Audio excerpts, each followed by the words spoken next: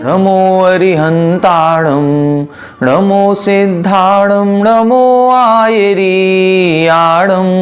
नमो वज्झायाणं नमो लोये सौवसाहुणं मोक्षमार्गस्य नेतारं भेत्तारं कर्मभूभृतां ज्ञातारं विश्वतत्त्वानां वंदे तद्गुणलब्धये। 1008 श्री मूलनायक आदिनाथ भगवान की जय। द्वासांग जिनवाणी माता की जय। आचार्य श्रेष्ठ आचार्य गुरुवर श्री 108 उमा स्वामी जी महाराज की जय। आचार्य श्रेष्ठ आचार्य गुरुवर श्री 108 पूज्यपाद स्वामी जी महाराज की जय। आचार्य श्रेष्ठ आचार्य गुरुवर श्री 108 विद्यासागर जी महाराज की जय। तीर्थ चक्रवर्ती जगत पूज्य निर्यापक श्रमण मुनि पुंगव श्री 108 सुधा सागर जी महाराज की जय। समस्त मुनि संघ की जय। सर्वार सिद्धि ग्रंथराज की स्वाध्याय श्रृंखला में 9वें अध्याय के अंतर्गत संबर के कारणों पर विस्तार से चर्चा अपनी हो रही है। संबर के कारणों में गुप्ती, समिति, धर्म और अनुप्रेक्षा, इन 4 प्रमुख क्रियाओं पर चर्चा अपनी हो चुकी है। पिछली कक्षा में हमने परिसह जय इस पर चर्चा करना प्रारंभ किया था। इसके अंतर्गत आचार्य महाराज ने लिखा था कि संवर के मार्ग से च्युत नहीं होने के लिए और कर्मों की निर्जरा के लिए परिसहों को सहन करना चाहिए। अर्थात जो हमारा प्रमुख मार्ग है संवर और निर्जरा, तो हम संवर के मार्ग से भी दूर ना हो जाएं और हमारी कर्मों की निर्जरा भी होती रहे, इस हेतु हमें 22 परिसहों को सहन करना चाहिए।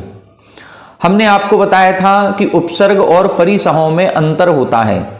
उपसर्ग अकस्मात आने वाली परिस्थिति है और परिसहों को हम स्वयं से आमंत्रण देते हैं और स्वयं ही अपने आप में कठिन साधना में लीन होने के लिए परिसहों को सहन करते हैं। तो उपसर्ग अपने आप से आते हैं और परिसहों को हम स्वयं आमंत्रण देते हैं, ये इन दोनों में अंतर होता है। इसमें एक बात और विशेष जानने की है कि जो परिसह जय होते हैं ये मुनिराजों के ही होते हैं। मतलब 6वें गुण स्थान से प्रारंभ होकर के 14वें गुण स्थान तक पाए जाते हैं। अब प्रश्न होता है कि 13वें और 14वें गुण स्थान में तो केवल ज्ञानी हो जाते हैं, केवल ज्ञान की प्राप्ति हो जाती है, वहां परिसहों का सद्भाव कैसे? तो यहां पर जब अपन इन परिसहों को विस्तार से पढ़ेंगे, इनका स्वरूप पढ़ेंगे, आगे आने वाले सूत्रों में इनके गुण स्थान भी बताए जाएंगे और किस कर्म के उदय से कौन सा परिसय होता है इसका भी वर्णन आगे आएगा। तब हम उसमें पढ़ेंगे कि जिस कर्म के उदय से जो परिसय होता है, जैसे असाता वेदनी कर्म के उदय से 11 परिसय होते हैं। ये 22 परिसय आज अपन पढ़ेंगे। इन 22 में से 11 परिसय असाता वेदनी कर्म के उदय से होते हैं। और असाता वेदनी कर्म का उदय कहां तक पाया जाता है? तो ये 14वें गुण स्थान तक पाया जाता है। तो इसके उदय की अपेक्षा से भले ही उधर किसी प्रकार की भूख प्यास आदि की व्याधा नहीं होती है, वहां पर तो परमोदारिक शरीर हो जाता है, मोहिनी कर्म का नाश हो गया और मोहिनी कर्म के नाश से सभी प्रकार की इच्छाएं भी खत्म हो जाती हैं, लेकिन फिर भी वहां पर असाता वेदनी कर्म का चूंकि जो उदय माना गया है, उस असाता वेदनी कर्म के उदय के कारण से परिसहों का सद्भाव कहा गया है। ये उपचार से कहा गया है, वास्तविकता में वहां पर कोई परिसह नहीं होते हैं। तो परिसहों की शुरुआत कहां से होगी? 6वें गुण स्थान से। यदि कोई हम आप जैसे कोई व्यक्ति हैं जो चतुर्दशी का उपवास कर रहे हैं या 10 लक्षण पर्व में एकासन उपवास करते हैं या अन्य प्रकार से कोई आरिका माता जी हैं, एलक छुल्लक आदि हैं, ये यदि पंचम गुण स्थान तक के जो जीव हैं, यदि ये सर्दी, गर्मी, भूख, प्यास आदि की बाधाओं को सहन करते हैं तो क्या इनके परिसह जय नहीं माना जाएगा?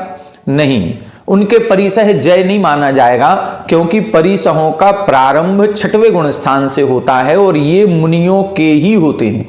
तो फिर उनके क्या माना जाए? उनके एक प्रकार की भावना मान सकते हैं कि हाँ, परिसह जय करने का अभ्यास अभी से कर रहे हैं। परिसह जय कब से माना जाएगा? जब हम मुनि बनेंगे और मुनि बन करके इन साधनाओं में लीन हो जाएंगे और ऐसी हम कठिन साधना करेंगे कि हम भी तपस्या करेंगे तो नदी के किनारे जाकर के करेंगे, हम भी साधना करेंगे तो गर्मियों के मौसम में हम शिलाओं पर बैठ करके साधना करेंगे, आत्म ध्यान करेंगे। तो हमारा भी एक ये अभी से अभ्यास हमें बनाना पड़ेगा, ये अभ्यास रूप में कहा जा सकता है, लेकिन वास्तविक परिसह जय जो होता है वो छठवें गुण स्थान से ही होता है। अब आज अपन देखेंगे कि इन परिसहों का स्वरूप क्या है और इनकी संख्या कितनी होती है, इसका वर्णन आज की कक्षा में अपन पढ़ेंगे। देखें पेज नंबर 330 पर उत्थानिका 814 सूत्र नंबर 9। सूत्र का उच्चारण देखें। क्षुत पिपासा शीतोष्ण शीतोष्ण दंश मशक नाग्न्या रति स्त्रीचर्या निषद्या शय्याक्रोश वध याचना लाभ रोग तृण स्पर्श मल सत्कार पुरस्कार प्रज्ञा ज्ञाना दर्शनानि। एक बार एक साथ पूरा सूत्र पढ़ेंगे। क्षुत पिपासा शीतोष्ण दंश मशक नाग्न्या रति स्त्री चर्या निषद्या शय्याक्रोश वध याचना लाभ रोग तृण स्पर्श मल सत्कार पुरस्कार प्रज्ञा ज्ञाना दर्शनानि। इस प्रकार से ये सूत्र है और इसमें 22 परिसहों के नाम लिखे गए हैं। एक बार 22 के नाम देख लें। क्षुत का मतलब होता है क्षुधा या भूख। पिपासा का मतलब प्यास की वेदना। शीत यानी सर्दी या ठंडी की वेदना। उष्ण यानी गर्मी की वेदना। दंशमशक बोलते हैं मच्छर को। तो मच्छर आदि जितने भी छोटे छोटे कीट होते हैं जो हमको बाधा पहुंचा सकते हैं, काटते हैं, उनको हम इस एक शब्द से ग्रहण करेंगे। नाग्न्य यानी नग्नता। अरति का मतलब इच्छाएं नहीं होना, पंचेंद्रिय के विषय को भोगने की इच्छाओं में निरुत्सुकता होना। फिर स्त्री परिसह जय मतलब जब हम साधना करेंगे, मुनि बनेंगे, तो जो आने वाली स्त्रियां हैं उनके शरीर के अंगोपांगों को देख करके मन में विकारी भाव नहीं लाना। चर्या चलते समय जो कंकड़ पत्थर आदि चुभते हैं उनकी वेदना को सहन करना। निषद्या बैठते समय जो ऊबड़ खाबड़ जमीन पर हम बैठ जाते हैं या खेत आदि में बैठते हैं या कोई समतल भूभाग नहीं है और ऐसे स्थान पर बैठते हैं तो हमें वहां पर भी कंकड़ पत्थर आदि चुभते हैं। अथवा जब हम साधना करते हैं और एक आसन से बैठने का नियम ले लिया, अब एक आसन से बैठे हैं तो उस आसन में बैठे हुए भी शरीर में कष्ट हो सकता है, तो उस कष्ट को भी शांत भाव से सहन करना, ये निषद्या परिसह जय है। शय्या का मतलब होता है लेटते समय। जब मुनिराज लेटते हैं तो एक करवट से लेटते हैं और एक करवट से लेटते हुए भी जब उनको करवट बदलनी होती है तो पहले पिच्छी से पूरे पाटे का या उस जमीन का मार्जन करना पड़ता है, अपने शरीर का मार्जन करना पड़ता है, तब जाकर के करवट बदलते हैं। तो एक करवट से लेटने पर लेटते हुए जो भी विघ्न बाधा उत्पन्न होती है उसको सहन करना, ये शय्या के अंतर्गत आता है। आक्रोश का मतलब है जब कभी विहार करते हैं या आहारचर्या के लिए जाते हैं तो जो विधर्मी लोग हैं उन विधर्मी लोगों के द्वारा तरह तरह के उनको निंदात्मक शब्द कहे जाते हैं, जिससे हमको क्रोध आ सकता है, लेकिन फिर भी उस ऐसे निमित्त मिलने पर भी वो क्रोध भाव मन में नहीं लाना, ये आक्रोश परिसह जय है। वध का मतलब होता है मारा जाना। मतलब कोई व्यक्ति ऐसा भी हो सकता है कि जो अभी तो हमारे शरीर को कष्ट पहुंचा रहा था, हमें केवल गालियां अपशब्द बोल रहा था, अब तो इतना ज्यादा हो गया कि उसने तलवार निकाल करके हमारे शरीर का घात करना ही प्रारंभ कर दिया। मतलब हमारा मरण भी अब सुनिश्चित हो जाए तो उस मरण को भी शांत भाव से स्वीकार करना। जैसे आपने आगम में कहानियां सुनी होंगी कि 500 मुनिराजों को घानी में पेल दिया गया, तो उन 500 मुनिराजों ने उस वध को देखते हुए भी रंच मात्र भी मन में संक्लेश नहीं किया। ये वध परिसह जय है। इसी प्रकार आगे लिखा, याचना, किसी भी प्रकार की वस्तु की याचना नहीं करेंगे। किसी व्यक्ति से, जो गृहस्थ लोग हमारे दर्शन करने आ रहे हैं या हमारे संपर्क में, मुनिराजों के संपर्क में होते हैं, उनसे किसी भी वस्तु की याचना नहीं करेंगे। जैसे मान लो लिखने के लिए पेन चाहिए या पेंसिल चाहिए या डायरी चाहिए, या भोजन आदि, आहार आदि के संबंध में कहीं कोई शरीर में अस्वस्थता है तो उसके लिए कोई दवाई की जरूरत है, तो किसी भी प्रकार के मन के भावों से भी ये प्रदर्शित नहीं होने देंगे कि हमें इस प्रकार की वस्तु की आवश्यकता है। उसको बोलते हैं याचना परिसहजय। अलाव, अलाव का मतलब है जब हम आहारचर्या के लिए निकलते हैं मुनिराज, तो उस आहारचर्या के समय यदि मान लो विधि नहीं मिली या हमारा बीच में अंतराय हो गया, तो उस समय जो भोजन का लाभ नहीं हो पाता है वो अलाभ, वो परिस्थिति अलाभ कहलाती है। और उस समय अपने मन को शांत रखना, संक्लेशित नहीं करना, ये अलाभ परिसहजय है। रोग, रोग का मतलब शरीर में तरह तरह के कोई भी रोग हो सकते हैं, तो उन रोगों को भी शांत भाव से सहन करना। तृण स्पर्श मतलब चलते हुए, बैठते हुए, कैसे भी जो मार्ग में कंकड़, पत्थर या कांटा आदि चुभ जाता है उसको तृण स्पर्श कहते हैं।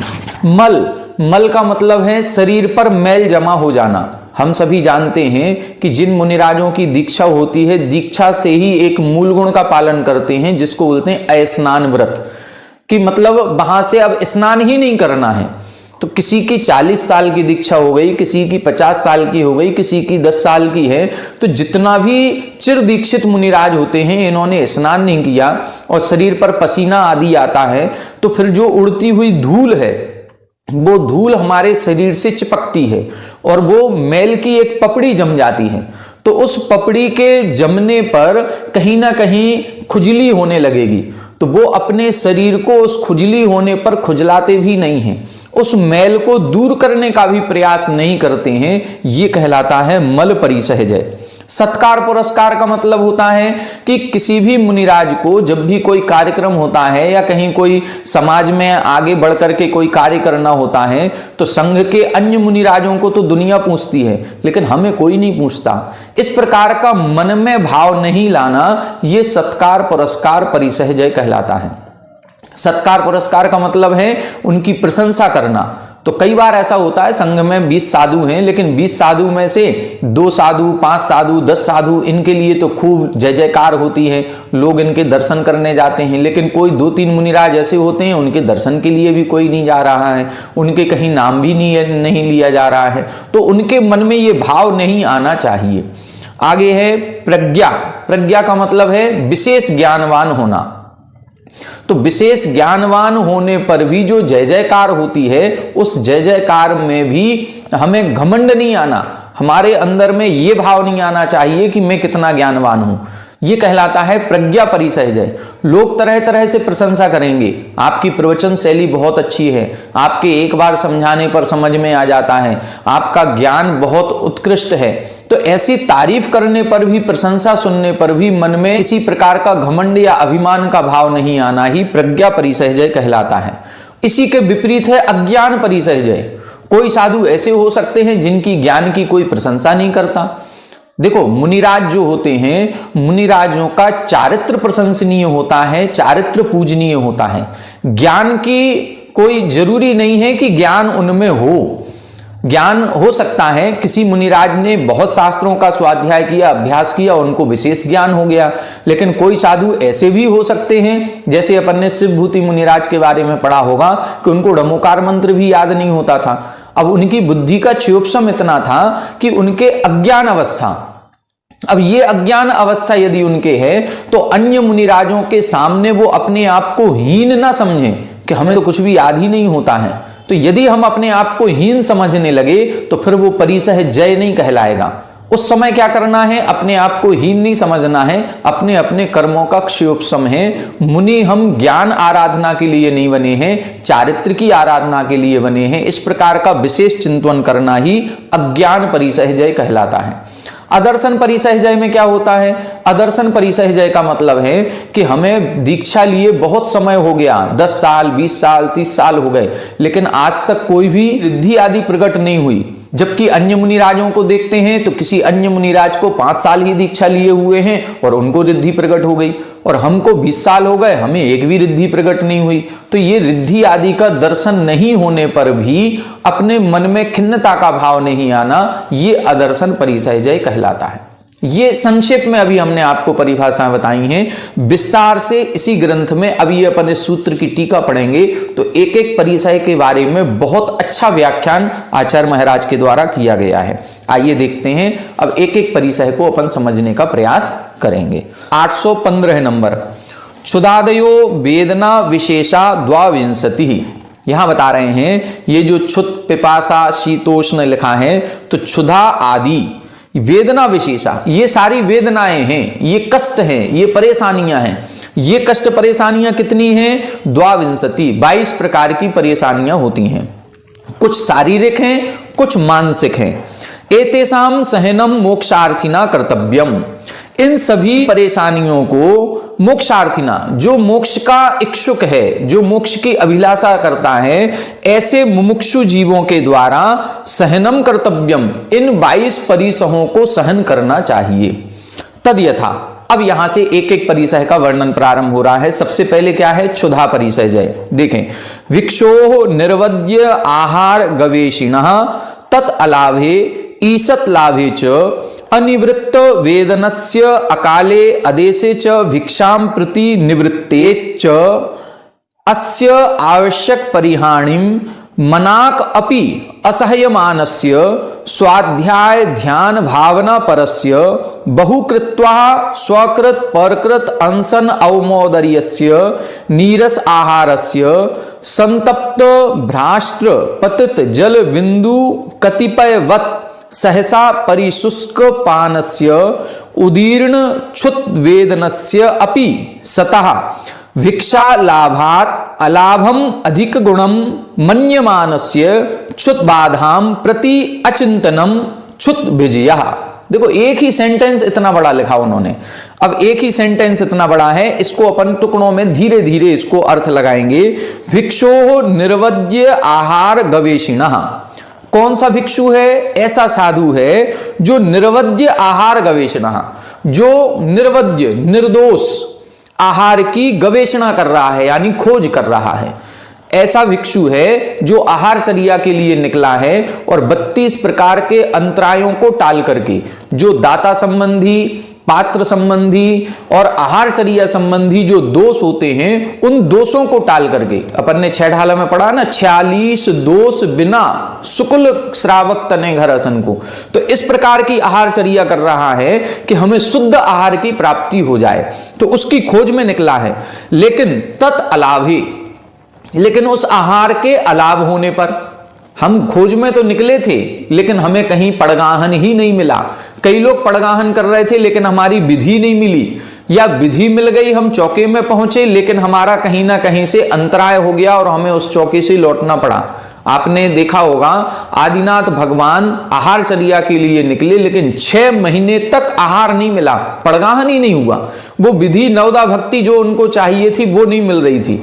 तो तत् अलाभे, उसका अलाभ होने पर, अथवा ईसत लाभे, भूख तो खूब लग रही थी, आहारचर्या भी प्रारंभ हो गई, सब कुछ हो गया, लेकिन पहले ही दूसरे ही ग्रास में अंतराय हो गया।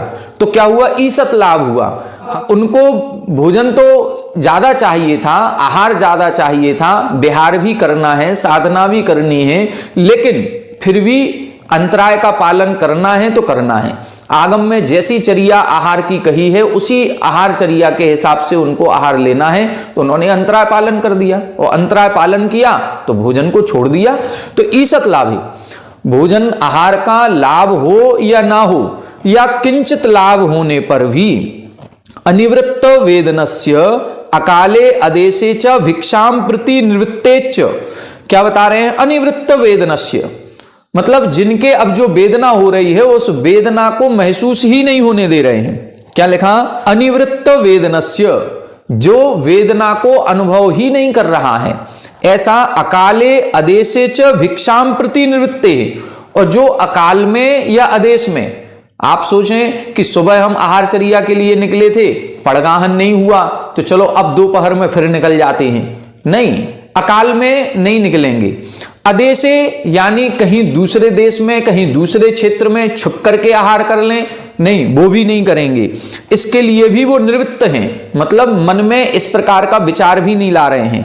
और आवश्यक परिहाणिम मनाक अपि असहमानस्य, अब कितना भी भोजन नहीं मिलने पर भी अपने आवश्यकों का परिपालन करने में किंचित मात्र भी कमी को जो सहन नहीं करते हैं। मनाक अपि मतलब रंच मात्र भी अपने आवश्यकों का जो सामायिक करनी है, स्वाध्याय करना है, प्रतिक्रमण करना है, ध्यान आदि करना है, जो भी क्रियाएं करनी है, उन क्रियाओं में ऐसा नहीं है कि अब 2 दिन से आहार नहीं मिला तो आज सामायिक रहने देते हैं, कि आज स्वाध्याय छोड़ देते हैं, नहीं, अपने उन आवश्यकों के पालन करने में रंच मात्र भी मनाक अपि थोड़ा भी असहमानस्य मतलब कमी को जो सहन नहीं कर रहे हैं।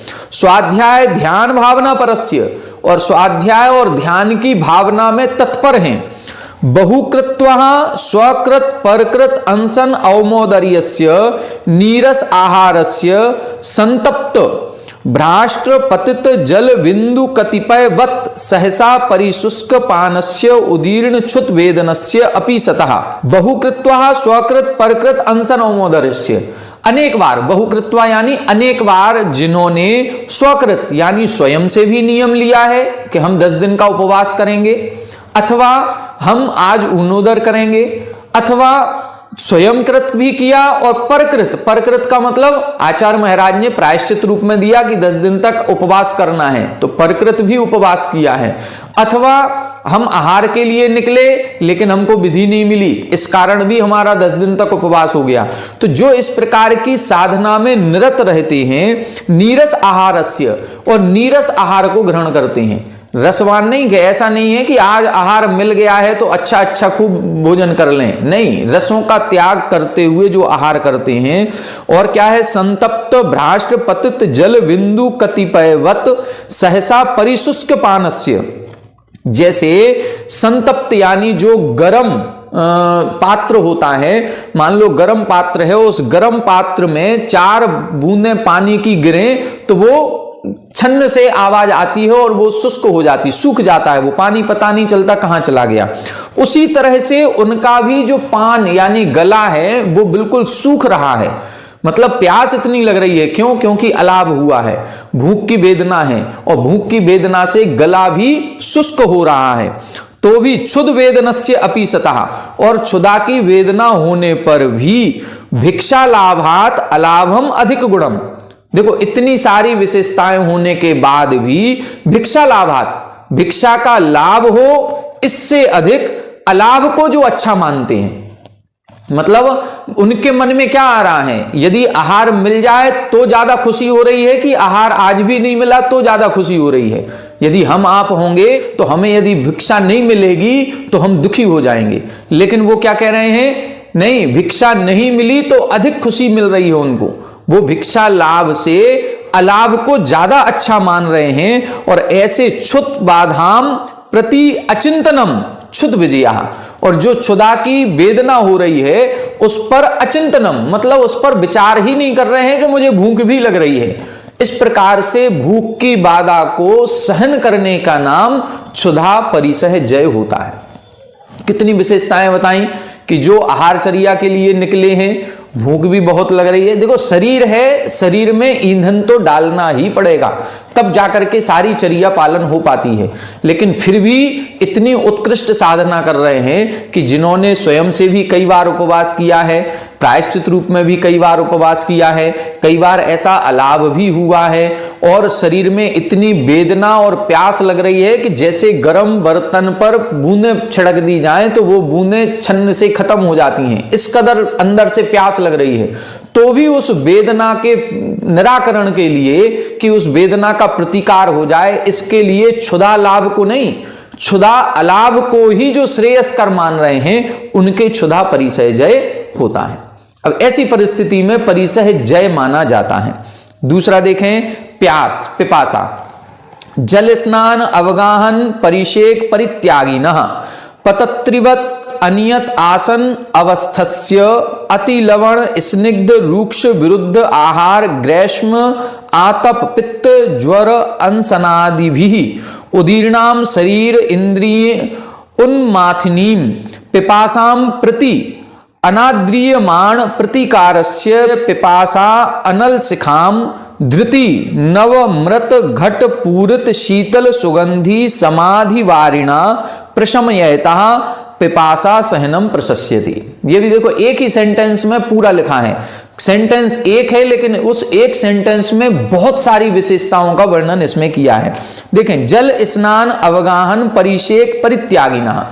किस मुनिराज की बात कर रहे हैं? जिन्होंने जब से दीक्षा ली है तब से जल स्नान अवगाहन, पानी से स्नान करने का त्याग कर दिया है, पानी में अवगाहन करने का त्याग कर दिया है, और परिषेक, पानी के छिटके मारने का भी त्याग कर दिया है। ये सभी प्रकार से जल का उन्होंने त्याग कर दिया है।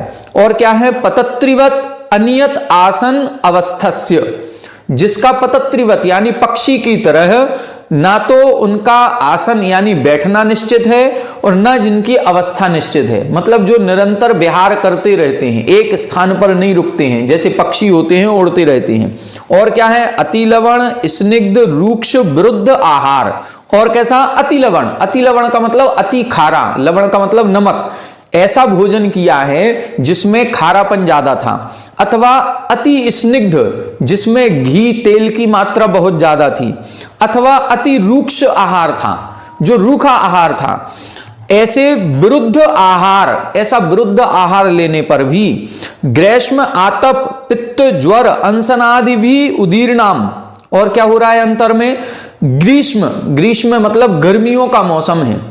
देखो, प्यास की बात कर रहे हैं तो प्यास कब ज्यादा लगती है? जब हम ज्यादा खारा भोजन कर लें, ज्यादा स्निग्ध गरिष्ठ भोजन कर लें, ज्यादा रूक्ष भोजन कर लें। और जब हम ऐसा भोजन करते हैं तो फिर भूख ज्यादा लगती है।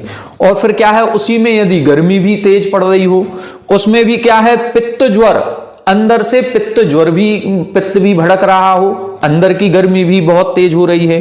और ऐसे में अनसनादि, और यदि उपवास और पहले किया हुआ हो, मान लो 2 दिन का उपवास है तो वैसे ही प्यास लग रही थी, आज आहार मिला लेकिन उस आहार में हम लोग आहार देने वाले विवेक नहीं रखते हैं, ये नहीं समझते हैं कि ये आज पारणा हो रही है, पारणा के दिन हमें कैसा आहार देना चाहिए इसका भी विवेक रखना चाहिए।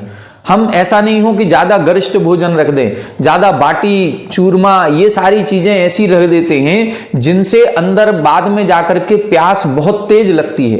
तो ये ध्यान रखना चाहिए कि गर्मी का मौसम है तो ऐसा आहार दें जिससे प्यास ना लगे, हम अति गरिष्ठ भोजन ना दें। अब इस प्रकार से यदि उनके हो रहा है तो उनके अंदर में प्यास तीव्र लगेगी। शरीर इंद्रिय उन्माथनीम पिपासाम, ऐसी प्यास लग रही है जो शरीर और इंद्रियों को मथन कर रही है, बिल्कुल रहा नहीं जा रहा है, गला सूख रहा है, बैठा नहीं जा रहा है, मन नहीं लगे किसी काम में। इस प्रकार की पिपासा, ऐसी प्यास उत्पन्न होती है। प्रति अनाद्रियमाण प्रतिकारस्य, अब उस प्यास को दूर करने के कई सारे साधन हो सकते हैं। कई बार जब बहुत तेज गर्मी लगती है तो गीला कपड़ा शरीर पर रखा जाता है, गीले कपड़े से हवा की जाती है। तो ऐसे कई सारे साधन होते हैं कि ठंडी हवा के बीच में बैठा जाए जहां पर हमको प्यास ना लगे। तो ऐसे अनेक प्रकार के प्रतिकार करने के वो साधन होने पर भी अनाद्रियमाण, उनके प्रति कोई आदर नहीं, मतलब बिल्कुल इच्छा नहीं हो रही है कि कोई हमारे शरीर पर गीला कपड़ा रख दे, कि गीले कपड़े से हवा कर दे, कि हम ऐसी जगह बैठ जाएं जहां ठंडी हवा आ रही हो, ऐसा कुछ नहीं। और ऐसी पिपासा अनल शिखाम, ऐसी प्यास रूपी अग्नि की शिखा को, ऐसा प्यास लग रही है जैसे अंदर से आग जल रही हो, ऐसी आग जलती हुई शिखा को धृति नव मृत घट पूरित शीतल सुगंधी समाधि वारिणा, क्या कह रहे हैं? एक ऐसा नया घड़ा जो होता है, उस एक ऐसा नया घड़ा जो होता है, उस नए घड़े में जो पानी रखा जाता है वो ज्यादा ठंडा होता है। तो यहां क्या कह रहे हैं कि नव धृति यानी संतोष रूपी नवमृत घट, नवीन मिट्टी के घड़े में पूरित शीतल सुगंधी, जो ठंडा पानी रखा गया है वो पानी कैसा है? संतोष रूपी तो घड़ा है और समाधि रूपी वारिणा यानी समाधि अंदर में समता भाव रूपी जल के द्वारा जो प्रशमयतः पिपासा सहनम प्रशस्यति, जो अपनी प्यास को शांत कर रहे हैं। प्यास को शांत किससे कर रहे हैं? कूलर नहीं चलवा रहे हैं, कहीं कोई एसी में नहीं बैठ रहे हैं जाकर के, ऐसा नहीं है कि बाद में जाकर के कहीं और पानी पी लें, नहीं, कुछ नहीं, प्यास को सहन कर रहे हैं। कैसे सहन कर रहे हैं? एक तो संतोष रूपी घड़े में जैसे समता रूपी पानी रख दिया गया हो, उस समता रूपी पानी को पी रहे हैं, अन्य पानी नहीं पी रहे हैं, समता रूपी पानी को पी करके अपनी प्यास को शांत कर रहे हैं। ऐसे मुनिराजों के पिपासा सहनम प्रशस्यते, ये प्यास रूपी परिसहजय प्रशंसनीय होता है, अर्थात उनकी प्रशंसा की जाती है, उनकी स्तुति की जाती है। तो ऐसे भूख और प्यास, आज अपन ऐसे 2 परिसहजयों पर चर्चा की है। आगे भी क्रम से अभी 20 परिसय और आएंगे। उन 20 परिसयों में देखेंगे कि आचार्यों ने कैसी विकट परिस्थितियों का वर्णन किया है, ऐसी परिस्थिति जिनके बारे में हम कभी सोचते ही नहीं हैं कि ऐसा भी होता होगा। ऐसी ऐसी परिस्थितियों का वर्णन करके और हमको बताया है कि उस समय ऐसी विकट परिस्थिति में भी भूख की वेदना हो रही है, प्यास की वेदना हो रही है, तो भी भोजन के बारे में या पानी के बारे में मन में भी ऐसा चिंतन नहीं करते हैं कि ये वस्तु का हमें लाभ हो जाए, उनके ये परिसहजय माना जाता है। और जिनके ऐसा परिसहजय होता है उन्हीं के कर्मों की निर्जरा होती है। तो आज अपन ने 2 परिसहों को समझा। आगे की कक्षा में अपन आगे आने वाले और परिसहजयों पर चर्चा करेंगे। आज इतना ही। आप सभी हमारे साथ बने रहें। सभी को जय जय।